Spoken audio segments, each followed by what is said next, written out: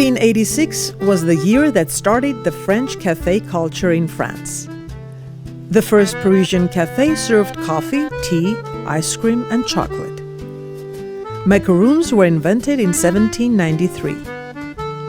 1808 is the year brioche became a very popular pastry in Paris. The ganache was invented in 1850 by a Parisian confectioner. Creating the amazing French pastries and confectioneries is a long process that takes several hours, and it involves a lot of dedication and attention to details. The secret lies in the technique and passion.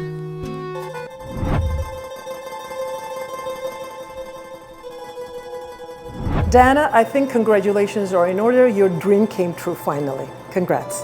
Thank you very much, Arshad.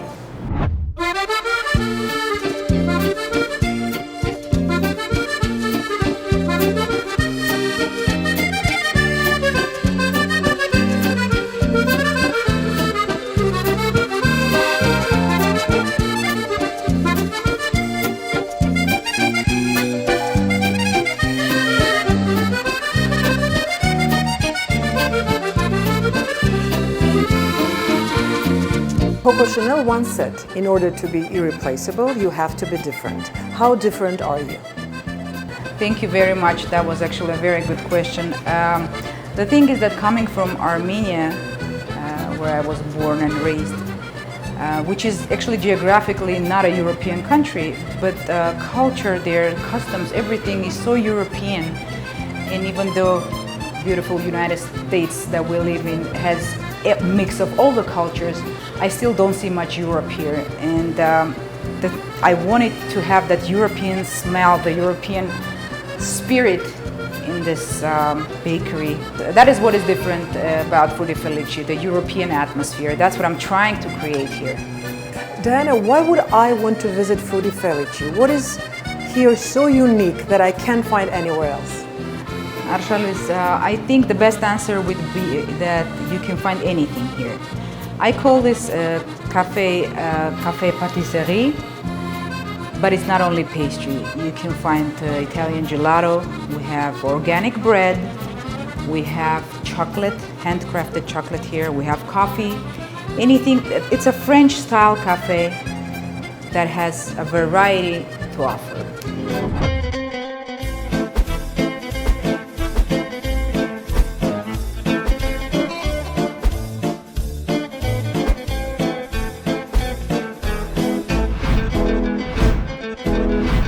Am I right in assuming that the inspiration to open up a pastry shop of this kind comes from a vacation in Europe? Absolutely, you're absolutely right. Several years ago I was in Paris and I was astonished by the style and culture of people. I visited a lot of boulangeries, pastry shops there, and each one was unique and different from the previous one. And after talking to many Parisians, I understood one thing. They have what they call an art of living. That is actually, what it means is they don't just eat to fill their stomachs, they enjoy the process. And the food itself has to be not only tasty, but it has to be sophisticated. I can see the passion in your eyes. And that is the main goal, and I want every customer of Frutti Felici to experience that sensation. Okay, so we have an order. It's an engagement party, and we have an order for beautiful cake pops, 10 chocolate and 10 vanilla. And it's going to be in light, pale pink colors, pink and white, innocent colors. That's how I call them, because it's an engagement party. And a process of making cake pops is very easy. But you have to form absolute round balls, and then later on, after we put them in a freezer, we dip them in chocolate. Again, those light colors, and then decorating is the most fun part, because in this particular case, we have to put some white flowers on, tiny ones, little pearls, all in that same palette of light pink, white, pearl, and so on. So this is basically how we make it, and I'm gonna finish it and put it in a freezer. Speaking of the Armenian culture, you have said that you've been raised by those values and ideals. European influenced, Armenian nevertheless. What does it mean for you to be an Armenian? Arshalois, I ask that to myself every day.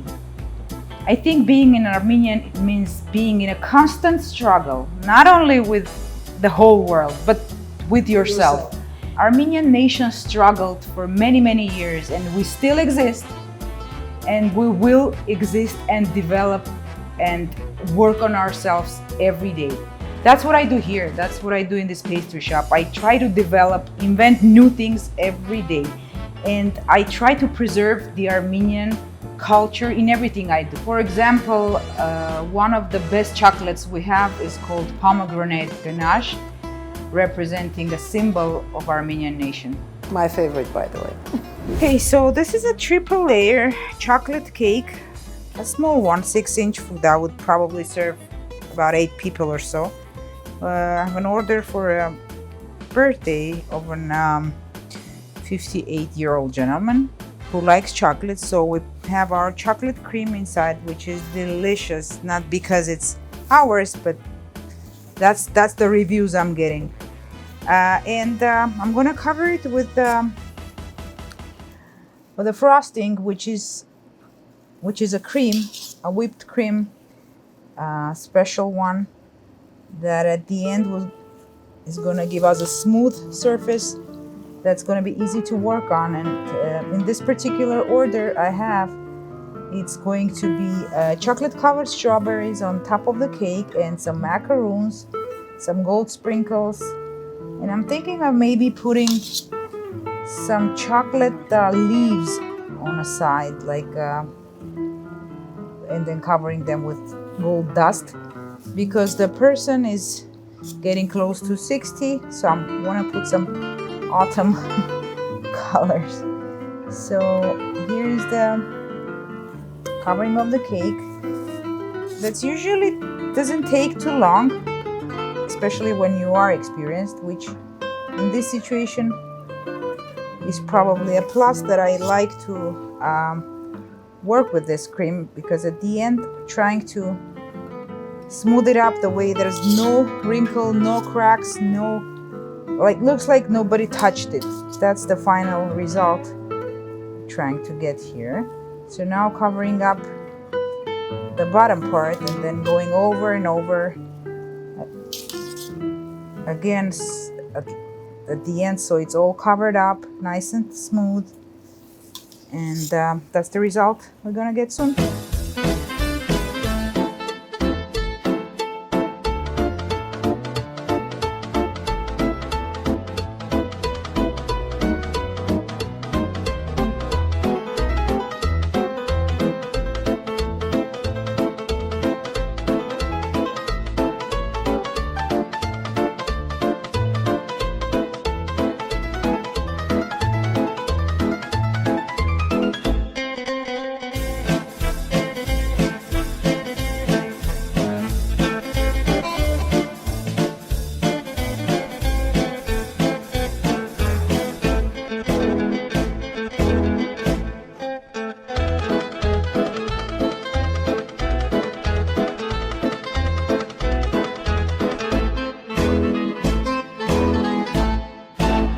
Hospitality is in your DNA as an Armenian. Please elaborate.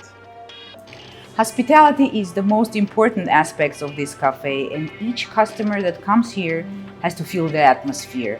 We're not a factory and we do not serve millions of people per day. And that's actually an advantage, that's a plus of our cafe. We are able to treat each customer individually.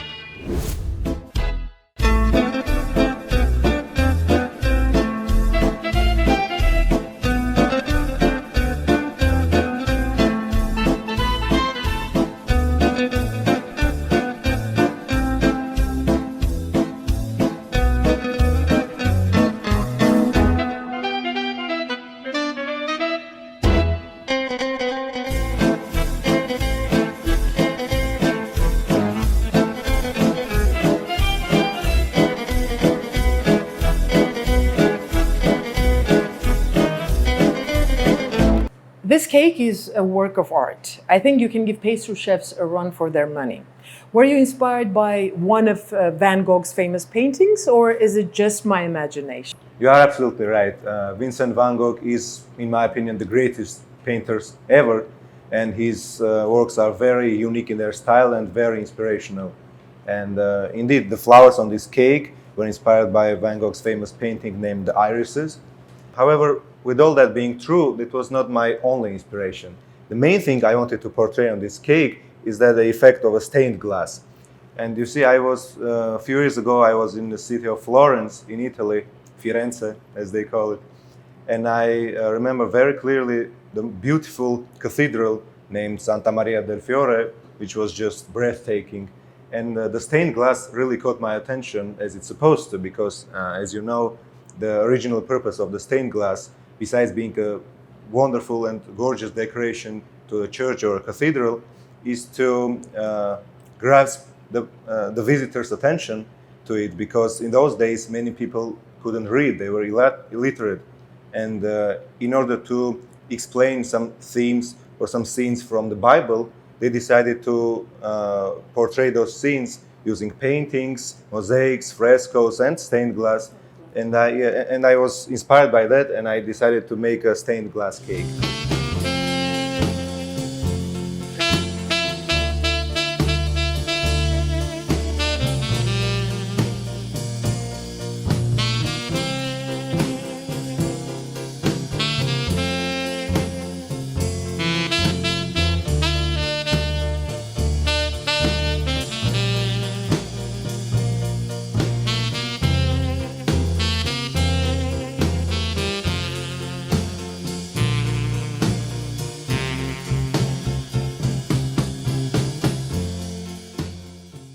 Diana, and one more thing before I go. Can I please have double espresso and a croissant?